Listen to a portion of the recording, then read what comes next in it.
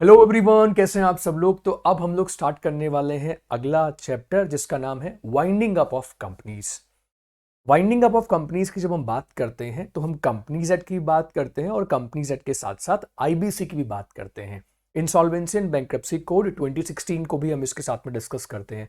क्यों डिस्कस करते हैं साथ में, इसका जवाब आपको अभी कुछ ही देर में मिल जाएगा। लेकिन दोनों के दोनों टॉपिक्स जो हैं वो आपस में इंटरकनेक्टेड हैं। Insolvency and bankruptcy code 2016 and companies act का जो वाइंडिंग अप का पोर्शन है, ये दोनों आपस में कनेक्टेड है। कंपनीज एक्ट में वाइंडिंग अप का टॉपिक शुरू होता है सेक्शन नंबर 270 से, राइट। लेकिन उससे पहले मैं बात करूंगा सेक्शन 2 के बारे में। सेक्शन 2 के बारे में बात करने का रीजन मैं आपको बता देता हूं, क्योंकि ये कंपनीज एक्ट में एक नई डेफिनेशन जो थी वो इंसर्ट हुई थी। जब कंपनीज एक्ट ओरिजिनली आया था 2013, तब ये वाली डेफिनेशन नहीं थी।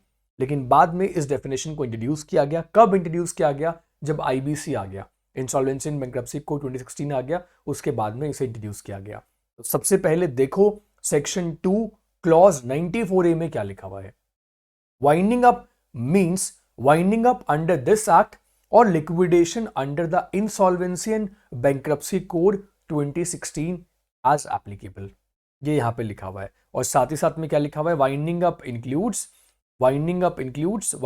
Under the companies act 2013 and liquidation under the insolvency and bankruptcy code 2016। IBC में ना ये जो इंसॉल्वेंसी वर्ड यूज किया है ना, मुझे लगता है कि इंसॉल्वेंसी वर्ड यूज नहीं करना चाहिए था, है ना, इसके नाम में। क्योंकि आईबीसी का पर्पस जो है वो कंपनीज को बंद करना नहीं होता ना। इंसॉल्वेंसी की जब हम बात करते हैं, कॉर्पोरेट इंसॉल्वेंसी की बात करते हैं, उसका पर्पस किसी भी कंपनी को बंद करना नहीं है। उसका पर्पस कंपनी को रिवाइव करना है, कंपनी के जो क्रेडिटर्स है उनको पेमेंट दिलवाना है, राइट। तो यहाँ पे ये मुझे लगता है कि ये नाम नहीं होना चाहिए था। खैर एनीवेज, हम लोगों ने ये डिस्कस किया है। अब देखो section number 270 of the companies act के बारे में बात करेंगे। तो अब देखो इसको समझना। देखो बैंक्रप्सी जब बोलते हैं तो बैंक्रप्सी समझ में आता है, बट इंसॉल्वेंसी जो है ना, insolvency is a positive act जिसको नेगेटिवली पोर्ट्रे करता है उसका नाम। इसलिए ये बात मैं हमेशा बोलता हूँ। आप जब आईबीसी पढ़ोगे तो आपको ये बात समझ में आएगी कि ऐसा नहीं बोलना चाहिए था ना, राइट। ओके एनीवेज, तो अब बात करते हैं किसके बारे में। अब सेक्शन 270 के बारे में बात करेंगे। अब सेक्शन 270 के बारे में बात करने से पहले मैं आपके साथ में एक छोटा सा कंपनीज एक्ट का एस्पेक्ट है वो डिस्कस कर लेता हूं। उसके बाद में हम सेक्शन नंबर 270, सेक्शन 271 और उसके आगे के सेक्शंस के बारे में बात करेंगे। वो एस्पेक्ट क्या है देखो जरा। एक हम कंपनीज एक्ट में टॉपिक डिस्कस करते हैं इनकॉर्पोरेशन ऑफ कंपनी, राइट। और यहां पे हम बात कर रहे हैं वाइंडिंग अप की। इनकॉर्पोरेशन से कंपनी शुरू होती है और वाइंडिंग अप में हम बोलते हैं कि अब कंपनी को बंद कर दिया जाए। लेकिन अब यहां पे देखो मैं एक टर्म यूज कर रहा हूं, डिसोल्यूशन ऑफ कंपनी। तो the correct word is dissolution. जब कंपनी पे पूरी तरीके से ताला लग जाए उसको कहते हैं डिसोल्यूशन। और वाइंडिंग अप जो है वो एक ऐसा प्रोसेस है जिस प्रोसेस से डिसोल्यूशन तक पहुंचा जाता है। जरूरी नहीं है कि हमेशा वाइंडिंग अप प्रोसेस के बाद में कंपनी को डिसॉल्व ही कर दिया जाएगा। क्योंकि कई बार क्या होता है, कई बार ऐसे भी होता है कि जगह मैं बात करूं इंसॉल्वेंसी एंड बैंक्रप्सी कोड की, तो वहां उसके सेक्शन 12 में मान लो किसी कंपनी के लिए कॉर्पोरेट इंसॉल्वेंसी की पिटिशन जो है वो फाइल कर दी गई एनसीएलटी में। उसके बाद में कंपनी आई और कंपनी ने कहा क्रेडिटर्स को हम आपका अमाउंट पे करने के लिए तैयार हैं। तो क्रेडिटर्स जब वहाँ पे अमाउंट को उनको मिलने के लिए जब कंपनी के प्रमोटर्स रेडी हो जाते हैं, कंपनी के डायरेक्टर्स बोलते हैं आपका अमाउंट पे कर देंगे जिसमें हमने डिफॉल्ट किया था, और उसकी वजह से ही क्रेडिटर्स जो थे वो कहाँ चले गए थे? वो चले गए थे एनसीएलटी में। तो आपको पता है उस सिचुएशन में क्या होगा? उस सिचुएशन में वो मैटर पूरा एनसीएलटी से विड्रॉ हो जाएगा। तो अब वो जो कॉर्पोरेट इंसॉल्वेंसी थी वो विड्रॉ हो गई। तो अब कंपनी का डिसोल्यूशन हुआ? नहीं, अब कंपनी का डिसोल्यूशन नहीं हुआ। तो जरूरी नहीं है कि हमेशा हर वाइंडिंग अप प्रोसेस का रिजल्ट जो है वो डिसोल्यूशन ही हो। डिसोल्यूशन वो अंतिम, राइट, वो हम बोलते हैं कि वो लास्ट डेस्टिनेशन है जिस डेस्टिनेशन पे पहुंचा जा सकता है वाइंडिंग अप के प्रोसेस के थ्रू। ये बात आपको समझ में आई? इसके थ्रू आप डिसोल्यूशन तक पहुंच भी सकते हो और नहीं भी पहुंच सकते। ये भी तो सकता है कि बीच में कोई, राइट, मैंने आपको जैसे एग्जांपल दिया कि बीच में कोई ऐसा सेटलमेंट हो गया दोनों के बीच में, तो उस सिचुएशन में फिर कंपनी जो है वो डिसॉल्व नहीं होगी, कंपनी चलती रहेगी। ऑलराइट, खैर एनीवेज, कंपनी को डिसोल्यूशन वैसे कैसे किया जा सकता है, अब इसके बारे में अगर हम बात करें तो देखो, सबसे पहले हम बात करते हैं कंपनीज एक्ट में जो मेथड देखते हैं, अगर हम उसके अकॉर्डिंग बात करें तो first one is by removal of the name of the company from the register. ये कब होता है? This is basically striking off की यहाँ पे मैं बात कर रहा हूँ, स्ट्राइकिंग ऑफ। तो यहाँ पर रेलेवेंट सेक्शन कौन सा एप्लीकेबल होगा? रेलेवेंट सेक्शन एप्लीकेबल होगा सेक्शन नंबर 248, जब कंपनीज का नाम स्ट्राइक ऑफ हो जाता है रजिस्ट्रार के रिकॉर्ड से। तो उससे बेसिकली हम कौन सी कंपनी बोलते हैं? We called it defunct company. ये वो कंपनी है बेसिकली जो फंक्शन में नहीं है। देखो, मैं यहाँ पे डोमेंट कंपनी के बारे में बात नहीं कर रहा हूँ, पहले ही स्ट्राइकिंग, अगर डोमेंट कंपनी बाद में अपना काम शुरू कर देती है तो फिर वो भी एक एक्टिव कंपनी बन जाती है, वो भी एक एक्टिव कंपनी बन जाती है। लेकिन अगर मैं बोलता हूँ कि एक डोमेंट कंपनी है, उसने 5 साल तक कुछ किया ही नहीं है और 5 साल से डोमेंट ही पड़ी है, तो फिर बाद में उस कंपनी को क्या कर दिया जाता है? बाद में उसका नाम जो है वो स्ट्राइक ऑफ में डाल दिया जाता है। ठीक है, एक एग्जाम्पल के लिए मैंने आपको यहाँ पे बता दिया 5 साल बोल के। तो ये देखो सेक्शन 248, सेक्शन 248 में क्या होता है? नाम स्ट्राइक ऑफ हो जाता है। ठीक है, अब दूसरी सिचुएशन यहाँ पे देखना, इसके बारे में तो बात हम इस चैप्टर में कर ही नहीं रहे हैं, स्ट्राइकिंग ऑफ के बारे में तो हमारा कोई डिस्कशन नहीं है। लेकिन आपको सिंपली मैं इतना बता रहा हूं कि इसके थ्रू डिसोल्यूशन पॉसिबल है, और मैंने आपको बताया कि winding up basically is a method, is a process by which dissolution can be achieved. ठीक है, by an order of the court, by an order of the court, court के order से भी हो सकता है, विदाउट वाइंडिंग अप। और ये कब होता है? This is possible under A scheme of arrangement. Right, इसके बारे में हम बात करते हैं section 230 and section 232 of the companies act. जब कोई when ever there is a arrangement, तो हम जब कॉम्प्रोमाइज अरेंजमेंट के बारे में बात करते हैं तो हम वहाँ पे इसको डिस्कस करते हैं। हमने देखा है कि अरेंजमेंट जो एक वाइडर कॉन्सेप्ट है एज कम्पेयर टू कॉम्प्रोमाइज। तो वहाँ पे भी क्या होता है? एक ट्रांसफरर कंपनी होती है, एक ट्रांसफरी कंपनी होती है। अगर आपने कॉम्प्रोमाइज अरेंजमेंट को अच्छे से पढ़ा है, मेरे लेक्चर से आपने इसको अच्छे से समझा है, तो मुझे ये समझाने की जरूरत नहीं है, आपको प्रॉपर इसकी अंडरस्टैंडिंग होगी। देयर आर टू कंपनीज, एक ट्रांसफरर कंपनी होती है, एक ट्रांसफरी कंपनी होती है। ट्रांसफरर कंपनी पूरी तरीके से ट्रांसफरी कंपनी में मर्ज हो गई।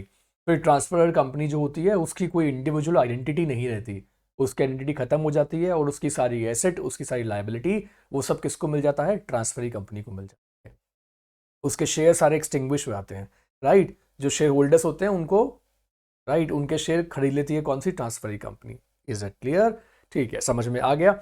अब तीसरा जो एस्पेक्ट है वो देखो, the third aspect is by winding up, जिसके बारे में अभी हम लोग बात करेंगे। When the purpose of the company का जो पर्पस है वो क्या हो गया है? If it has been accomplished or may have, or this may have become impossible,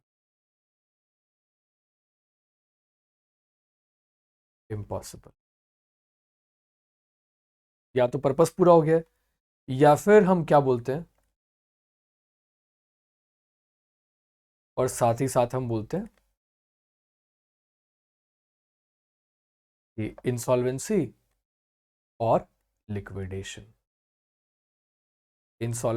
और लिक्विडेशन ऑफ द कंपनी। तो ये सारे एस्पेक्ट्स हैं, और हमें अब कौन से एस्पेक्ट के बारे में बात करना है? हमें इस थर्ड एस्पेक्ट के बारे में डिस्कशन करना है। By winding up when the purpose of the company has been accomplished or may have become impossible or in the event of insolvency और liquidation। ठीक है, ये एस्पेक्ट समझ में आ गया। चलो ठीक है, अब इससे आगे चलते हैं। And now let's talk about, अब एक सेक्शन के बारे में बात करने वाला हूं और उस सेक्शन से हमें पूरा प्रॉपरली समझ में आएगा। ठीक है, अब देखो एक तरफ कौन सा सेक्शन है, एक तरफ है हमारा सेक्शन नंबर 270, सेक्शन 294 आपने देख लिया। एक सेक्शन जिसके बारे में बात करूंगा ये सेक्शन है section 255 of the IBC, insolvency and bankruptcy code. ये section basically this section came into force on 15th of November 2016। ठीक है, तो ये कब एप्लीकेबल कब से हुआ, मैं यहाँ पे विथ इफेक्ट फ्रॉम लिख रहा हूँ 15 नवंबर 2016 से। और इस सेक्शन ने क्या किया, 255 ने अमेंड कर दिया किसको, amend the companies act, companies act 2013। ठीक है, ओके। अब कंपनीज एक्ट 2013 को कैसे अमेंड किया, अब इसके बारे में मैं बात करता हूं। ठीक है, नाउ अब कंपनीज एक्ट में यहां पे we are going to look at chapter 20 of the companies act. अब कंपनीज एक्ट का चैप्टर 20 किसके बारे में, this is about winding up, ये पूरा वाइंडिंग अप के बारे में बात करता है। ठीक है, इस चैप्टर को आप ऐसे डिवाइड कर दो, पार्ट 1, पार्ट 2, पार्ट 3, 3 पार्ट में डिवाइड कर दोगे। ठीक है, नाउ जब आप इस चैप्टर को 3 पार्ट्स में डिवाइड करोगे तो इस चैप्टर का, ये देखना, इसको मैंने इस तरीके से डिवाइड कर दिया, चैप्टर 1, चैप्टर 2 एंड चैप्टर 3। ठीक है, नाउ अब अगर मैं यहाँ पे चैप्टर 1 के बारे में बात करूँ, ठीक है, वाइंडिंग अप का chapter 1 that starts from section number 271, section number 271 से शुरू होता है। अगर मैं यहाँ पे अब चैप्टर 2 के बारे में बात करूँ तो चैप्टर 2 जो है वो बेसिकली पूरी तरीके से क्या हो गया है, अब वो ऑमिट हो गया है। अब वो ऑमिट हो गया है क्योंकि वो किसके बारे में बात करता था, वो बात कर रहा था यहाँ पे वॉलेंट्री वाइंडिंग अप के बारे में, वॉलेंट्री वाइंडिंग अप। और वॉलेंट्री वाइंडिंग अप के सेक्शन कौन से थे, सेक्शन 304 से लेकर सेक्शन 323। और ये जो सेक्शन है 304 से लेकर सेक्शन 323, ये सेक्शन सब एप्लीकेबल नहीं रहे क्योंकि इन सेक्शंस को बेसिकली कर दिया ओमिटेड बाय द आईबीसी। ठीक है, इंसॉल्वेंसी एंड बैंक्रप्सी कोड ने इसको ओमिट कर दिया। ठीक है, ओके। उसके बाद यहाँ पे चैप्टर 1 की हम बात कर रहे हैं। चैप्टर 1 में यहाँ पे सेक्शन 271 से लेकर कहां तक देखने वाले हैं, सेक्शन 271 से we are going to look at section number 303। ठीक है, 304 से 323 तो क्या हो गया, डिलीट हो गया, आईबीसी ने डिलीट कर दिया, वॉलंटरी वाइंडिंग अप के बारे में बात करता है। और 271 से लेकर 303 जो है ये बात करता है winding up by the tribunal. और ट्रिब्यूनल से यहां मतलब क्या है, winding up by the tribunal. So here tribunal means national company law tribunal और national company law appellate tribunal. यहाँ पे आ गया वॉलंटरी वाइंडिंग अप। और फिर हम बात करें किसके बारे में, अगर मैं इसका यहाँ पे चैप्टर 3 देखूँ, ठीक है, sorry I should write it chapter नहीं, इसको मैं बोलना चाहिए मुझे पार्ट। ठीक है, हाँ, इसको ये चैप्टर तो ये आ गया और चैप्टर 20 तो ये आ गया। इस चैप्टर 20 के बेसिकली ये पार्ट्स हैं। मैंने यहाँ पे चैप्टर लिख दिया है बट करेक्टली हम इसको क्या लिखेंगे, इसको हम इस तरीके से लिखेंगे, चैप्टर 20 तो आ ही गया है, हमने देखा है, इसको हमने पार्ट 1 कर दिया, पार्ट 2 कर दिया एंड पार्ट 3 कर दिया। ठीक है, ओके। नाउ पार्ट 3, इस पूरे स्ट्रक्चर को समझना बहुत ज़रूरी है बिकॉज सबसे पहले हम इस स्ट्रक्चर की अंडरस्टैंडिंग बना लें, उसके बाद में पूरा अच्छे से हम वाइंडिंग अप को पढ़ सकते हैं। और वाइंडिंग अप के बाद में फिर जब आप इंसॉल्वेंसी एंड बैंक्रप्सी कोड पढ़ोगे तब भी आपको प्रॉपर क्लियरिटी रहेगी। ठीक है, ओके। कुछ ऐसी ऐसी इंपॉर्टेंट बातें भी आपको मैं बताऊंगा, कुछ बियॉन्ड द बुक्स भी कॉन्सेप्ट में आपके साथ में डिस्कस करूंगा। जब आईबीसी पढ़ेंगे तो वहाँ पे मैं आपको कुछ ऐसे कॉन्सेप्ट्स बताऊंगा जो कि रियल वर्ल्ड में हो रहे हैं, जो शायद आपको सिलेबस में पढ़ने को ना मिले। ठीक है, एनीवेज, तो यहाँ पे हाँ, तो थोड़ी बहुत जो मैं रिसर्च करता रहता हूँ, रिसर्च के बेसिस पे आईबीसी के I will share some of the very interesting aspects and recent developments. तो उसका भी वाइंडिंग अप से कनेक्शन है, उसके बारे में देखो बात करेंगे। देखो पार्ट 1 आ गया, पार्ट 2 आ गया एंड पार्ट 3 आ गया। And part 1, part 2, part 3। अब ये पार्ट 3 जो है ये बेसिकली एप्लीकेबल होता है provisions applicable to every mode of winding up, to every mode of winding. Okay, और यहाँ पे हम कौन से सेक्शंस देखने वाले हैं? Provisions applicable to every mode of winding up, चाहे वो वाइंडिंग अप कैसे भी हो रहा हो। कहने का मतलब चाहे वो winding up by the tribunal है या वॉलंटरी वाइंडिंग अप है। तो इसके लिए सेक्शन कौन सा है यहाँ पे? ये देखो, सेक्शन नंबर 324 से लेकर सेक्शन नंबर 358। आपको क्या क्या पढ़ना होता है ना पूरा वाइंडिंग अप में, ये मैं आपको बता रहा हूँ। और उसके बाद में है सेक्शन नंबर 325, और ये सेक्शन 325 हो गया ओमिट। ठीक है, किसने ओमिट कर दिया? इसको भी इंसॉल्वेंसी एंड बैंक्रप्सी कोड 2016 ने ओमिट कर दिया है। ठीक है, इतनी बात समझ में आ गई आपको? तो ये है पूरा वाइंडिंग अप का कंटेंट जो कंपनीज एक्ट में गिवन है। कंपनीज एक्ट में ये कहां से लेकर कहां तक गिवन है, ये आपके सामने है। सेक्शन नंबर 271 से लेकर सेक्शन नंबर 358 तक आपको देखने को मिलता है। और उसमें से बीच में कुछ सेक्शन है जो हट चुके हैं, जैसे कि वॉलंटरी वाइंडिंग अप नहीं है और सेक्शन 325 भी नहीं है। ठीक है, 325 भी नहीं है, 358 तक पूरा का पूरा ये एस्पेक्ट जो है, जो पार्ट है, वो यहाँ पे आ जाता है। ठीक है, चलो अब आगे शुरू करते हैं। And now let's look at section 270। एक बार हम सेक्शन 270 के बारे में बात कर लेते हैं, ठीक है? उसके बाद में हम आगे बढ़ेंगे। 271 तो मैंने आपको बता ही दिया है, क्योंकि सेक्शन नंबर 271 जो है, इससे पार्ट 1 शुरू होता है। लेकिन वाइंडिंग अप का जो चैप्टर है कंपनीज एक्ट में, वो सेक्शन 270 से ही शुरू हो जाता है। और आपको याद होगा, जब ये लेक्चर मैंने स्टार्ट किया था, तो स्टार्ट करते ही मैंने सेक्शन 270 कहा, मैंने सेक्शन 271 कहा, और मैंने कहा फिर उसके बाद में आगे भी सेक्शन है जिनके बारे में हम लोग बात करें। सेक्शन 270 सिंपली इतना कहता है, ठीक है? एक शॉर्ट फॉर्म में यहां पे मैं आपको लिखकर बता देता हूं कि सेक्शन 270 यहां पे क्या कह रहा है। तो ये जो इसका पार्ट 1 है ना, पार्ट 1 वाइंडिंग अप के चैप्टर का पार्ट 1, उससे पहले वाइंडिंग अप का चैप्टर आता है। चैप्टर में सेक्शन 270 आता है। उसके बाद सेक्शन 271 से पहला चैप्टर शुरू होता है।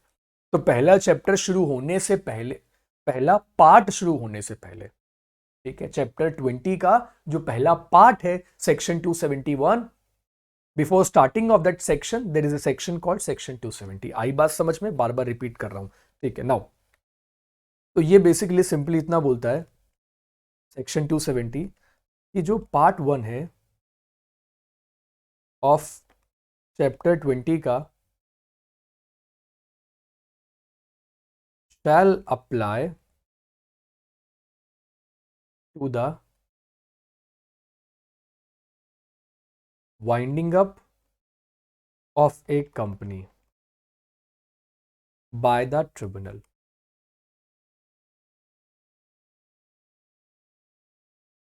तो बेसिकली सेक्शन 270 जो है वो हमें ये बोल रहा है कि सेक्शन 271 से लेकर और सेक्शन 303 तक के जो प्रोविजंस हैं, ये एप्लीकेबल होंगे अगर वाइंडिंग अप हो रहा है।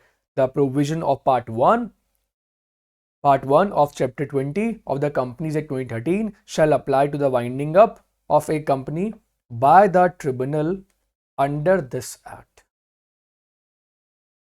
by the tribunal under this act। So you getting my point? Clearly बोल दिया कि part 1 of the chapter 20, part 1 of chapter 20, part 1 में हमने किसको शामिल कर लिया? पार्ट 1 में हमने इसको शामिल किया है।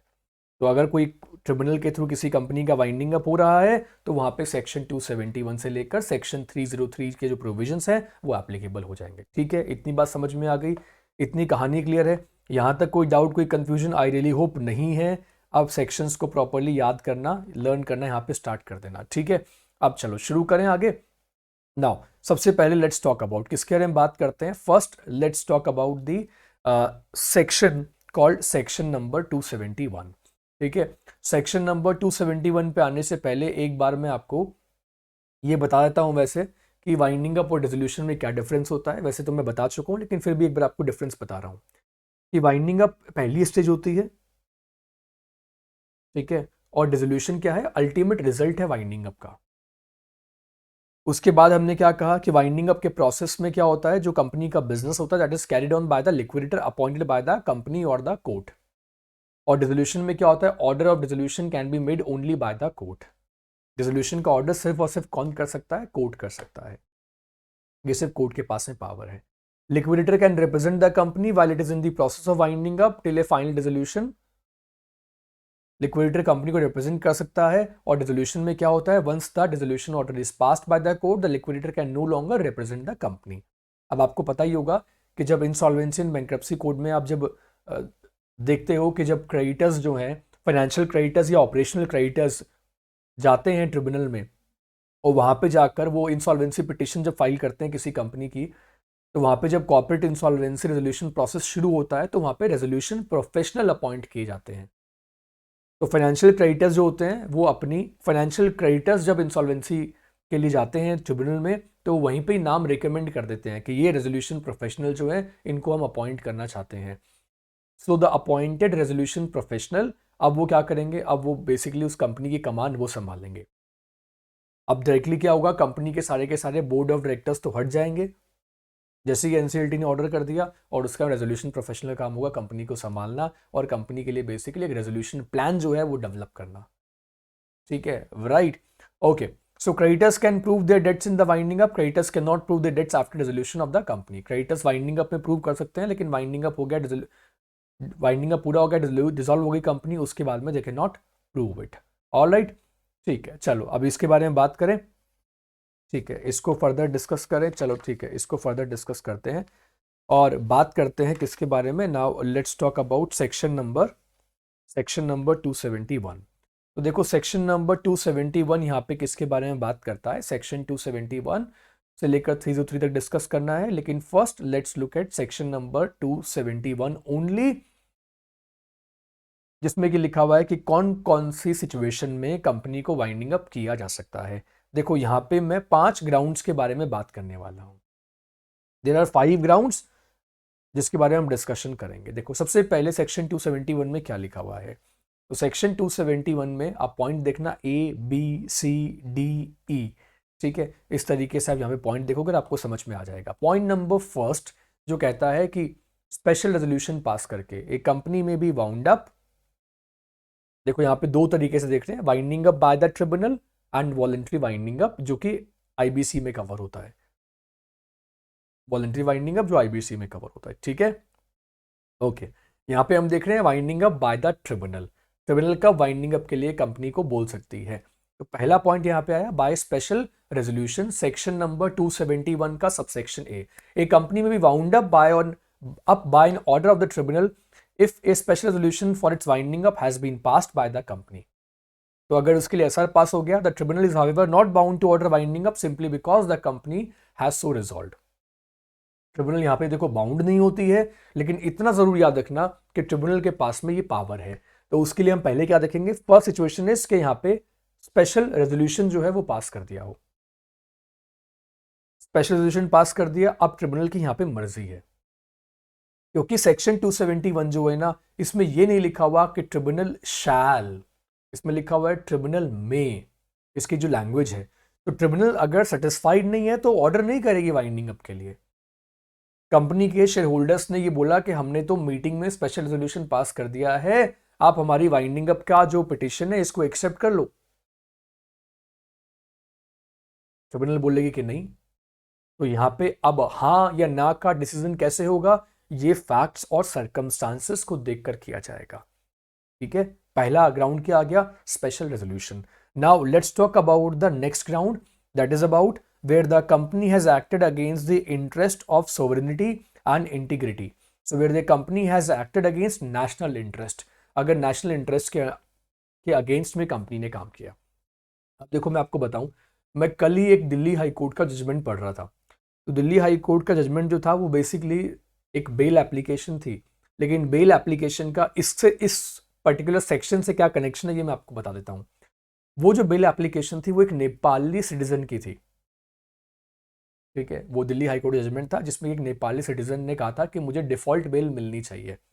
ओके, वो नेपाली सिटीजन बेसिकली ये बोल रहा था कि वो एक कंपनी में ड्राइवर की जॉब कर रहा था ना। उस कंपनी के जो डायरेक्टर थे ना, वो डायरेक्टर थे Chinese.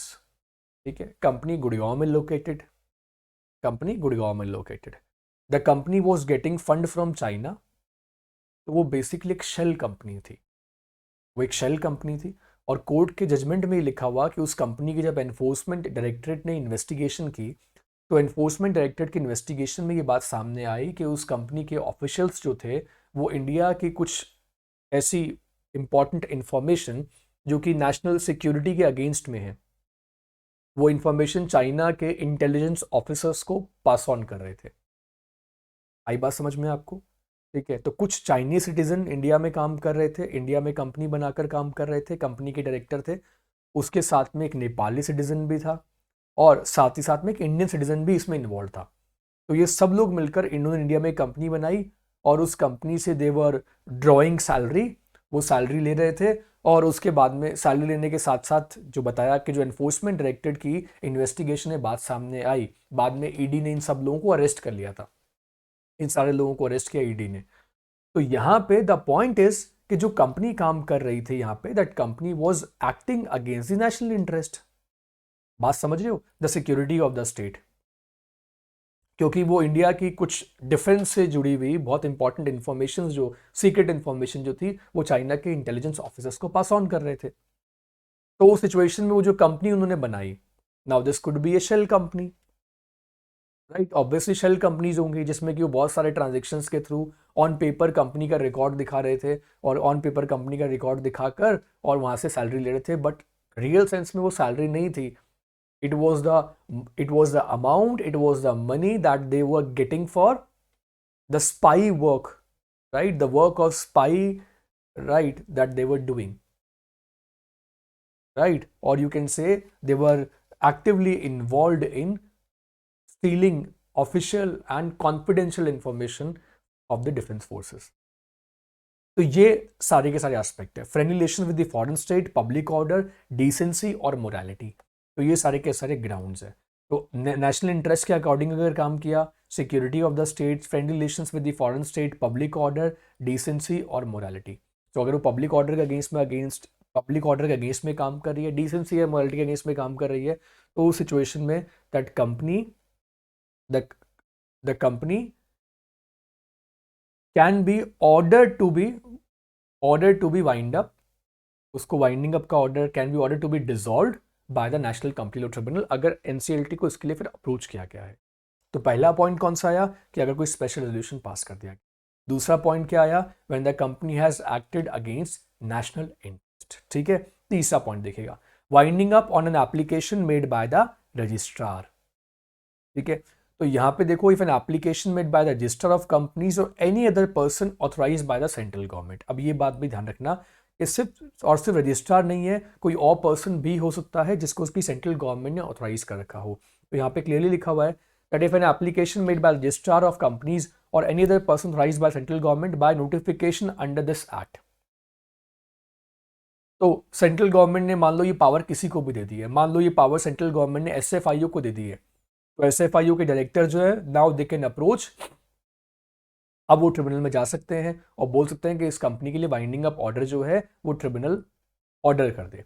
Bye notification under this act the tribunal is of the opinion that the affairs of the company have been conducted in a fraudulent manner. और इसलिए मैंने यहाँ पे एसएफआईओ का एग्जाम्पल दिया।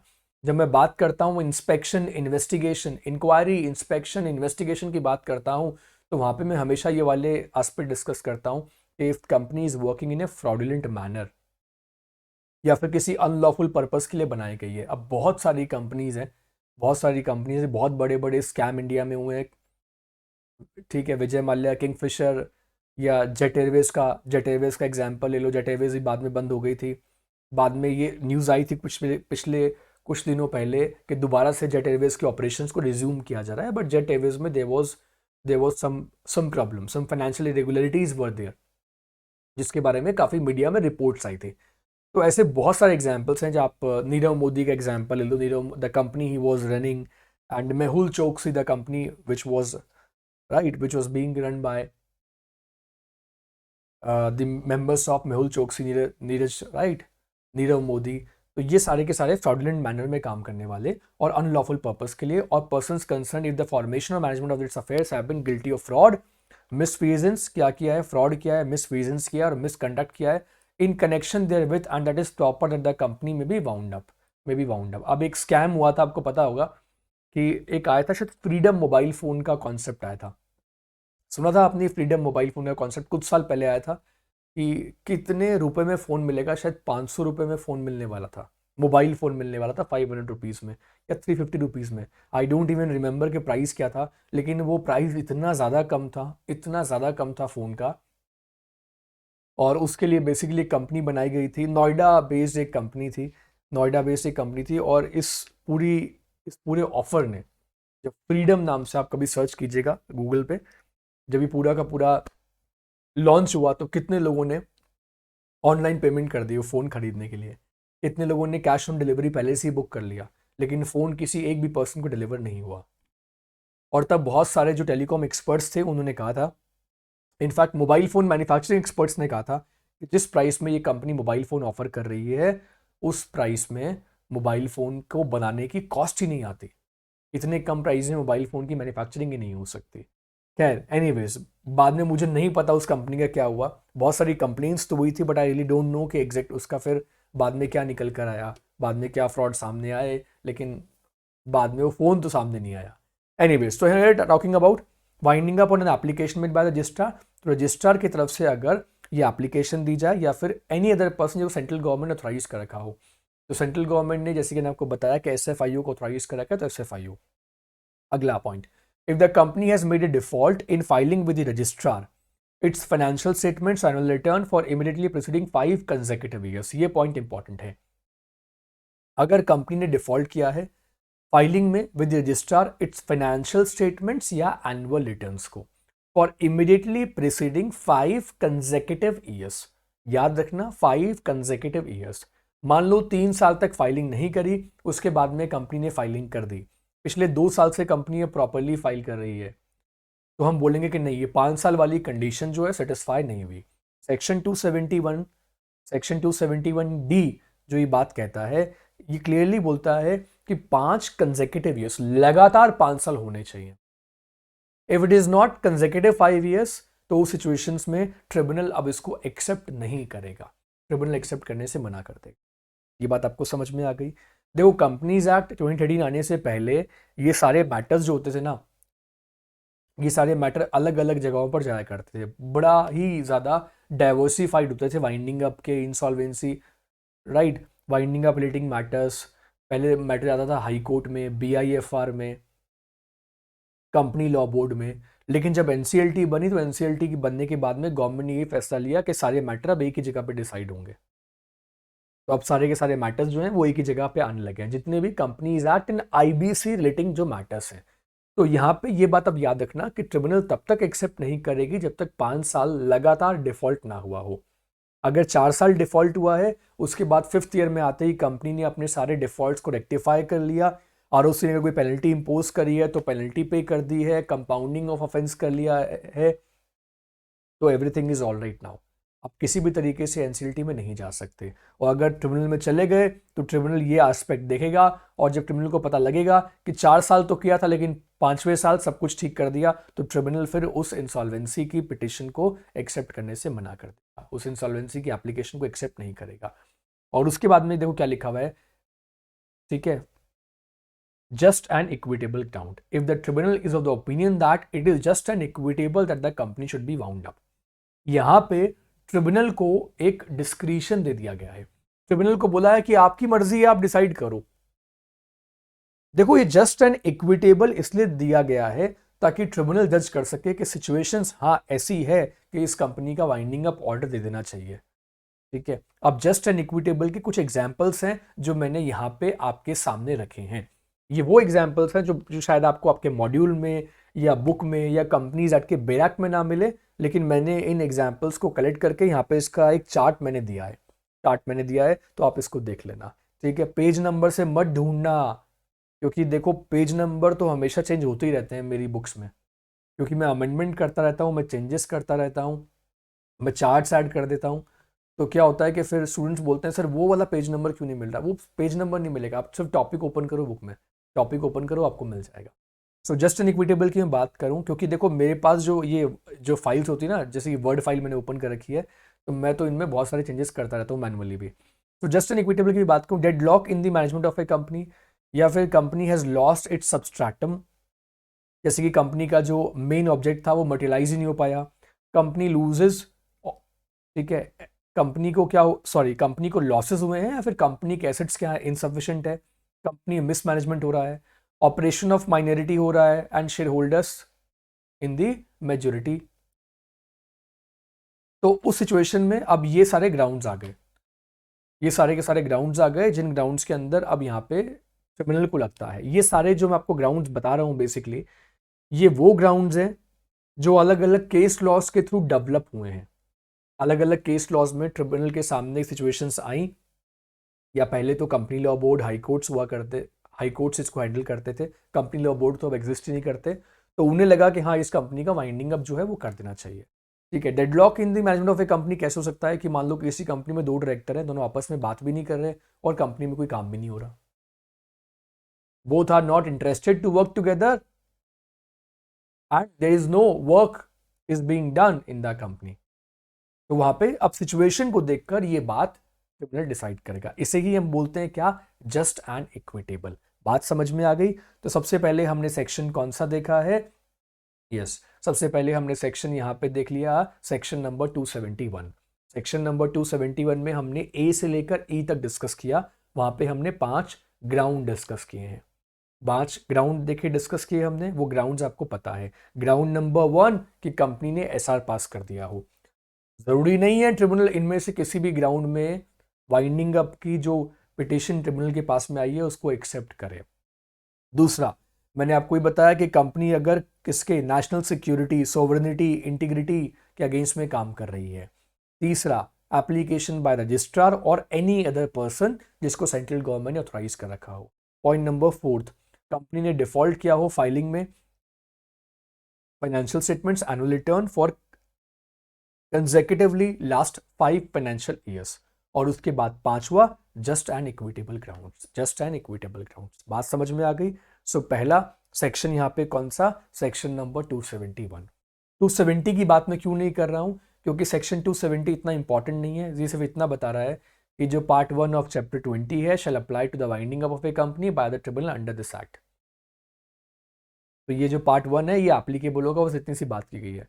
लेकिन जो ग्राउंड्स है उसकी बात सेक्शन 271 में की गई है। अब यहाँ पे मैं आपको एक और बात बता देता हूँ कि एग्जाम में इस सेक्शन 271 के ऊपर क्वेश्चन आ सकता है। कैसा क्वेश्चन आ सकता है, अभी इसके बारे में बात कर लेता हूँ। और एक बात मैं आपको और बता देता हूँ, दूसरी बात, वो ग्राउंड्स जो इंसॉल्वेंसी एंड बैंक्रप्सी कोड में है वो बिल्कुल डिफरेंट है। ठीक है, जो आप इंसॉल्वेंसी एंड बैंक्रप्सी कोड का सेक्शन 8 देखोगे, सेक्शन 9 देखोगे, ऑपरेशनल क्रेडिटर, फाइनेंशियल क्रेडिटर देखोगे, राइट, वहां पे क्या होता है, 1 करोड़ का डिफॉल्ट किया है किसी कंपनी ने, जो पहले अमाउंट 1 लाख रुपए का होता था, बाद में उसको 1 करोड़ कर दिया गया। कोविड से पहले वो 1 लाख था, बाद में उसको गवर्नमेंट ने बढ़ाकर 1 CR कर दिया। वो बिल्कुल डिफरेंट ग्राउंड्स है। वो ग्राउंड्स है जो कि आईबीसी में गिवन है।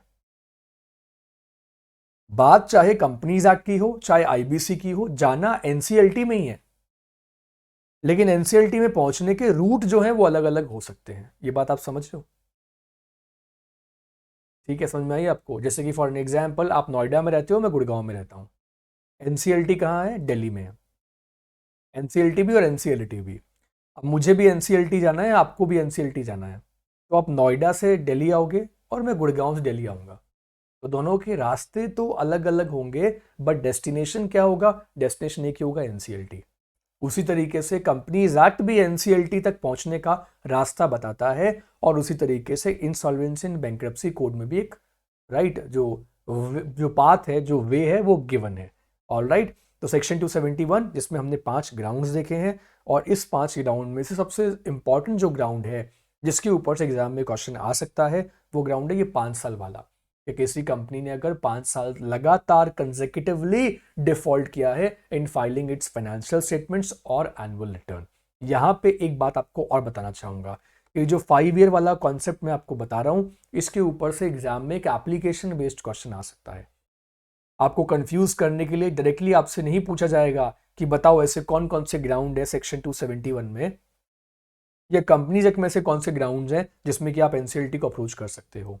ये ना पूछकर आपको एक कंपनी का एग्जाम्पल देकर पूछेगा कि एबीसी लिमिटेड नाम की कंपनी है, 3 साल से उसने अपने फाइनेंशियल स्टेटमेंट्स को फाइल नहीं किए हैं और अब उस कंपनी की वाइंडिंग अप के लिए पूछा जा रहा है, राइट। तो क्या अगर रजिस्ट्रार उस कंपनी की वाइंडिंग अप के लिए एनसीएलटी में जा सकता है, ऐसा क्वेश्चन पूछा जाएगा। तो आपको आंसर देना है नहीं, क्योंकि सेक्शन 271 जो है ये कहता है 5 consecutive financial years, 5 immediately presiding 5 consecutive financial years होने चाहिए, तब ऐसा पॉसिबल है। और जस्ट एंड इक्विटेबल ग्राउंड कौन कौन से होते हैं ये हमने डिस्कस कर लिया है। ऑलराइट, चलो ठीक है। अब इसके बाद सेक्शन नंबर 272 के बारे में बात करनी है हमें, बट इसको डिस्कस करते हैं हम लोग in the next video. Thank you so much.